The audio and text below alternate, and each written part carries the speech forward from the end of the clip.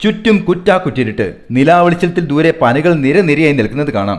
കാലുകൾ കുഴയുന്നുണ്ട്, കണ്ണുകൾ അടഞ്ഞു പോകുന്നുണ്ട്. എങ്കിലും വേച്ച് വേച്ച് മുന്നോട്ട് നടന്നു. കയ്യിലിരുന്ന വെള്ളക്കുപ്പിയിൽ നിന്ന് ഒരു കവിൾ കുടിച്ചപ്പോൾ ഒരു ഉന്മേഷം തോന്നി. ദിശയറിയാതെ നടപ്പ് തുടങ്ങിയിട്ട് കുറേ നേരമായി. ചെരുപ്പുകൾ എവിടെ അഴിഞ്ഞുപോയി. മുൾച്ചെടികളിൽ തട്ടി ഉടുതുണി കീറുന്നതായി അറിയുന്നുണ്ട്. ആടി നടന്നു ചെന്നത് ഒരു കുഴിയുടെ മുന്നിലാണ്. വഴിയേത് കുഴിയേത് എന്ന് തിരിച്ചറിയാൻ പറ്റാത്ത വണ്ണം ക്ഷീണിച്ചിരിക്കുന്നു. ആ പടുകുഴിയിലേക്ക് മരം നടിച്ചു വീണു. ഒരുവിധം തപ്പിത്തടഞ്ഞെണീറ്റ് ആദ്യം നോക്കിയത് വെള്ളക്കുപ്പിയിലാണ്. കുറച്ചുകൂടി നടന്നപ്പോൾ ദൂരെ ഒരു വെട്ടം കണ്ടു.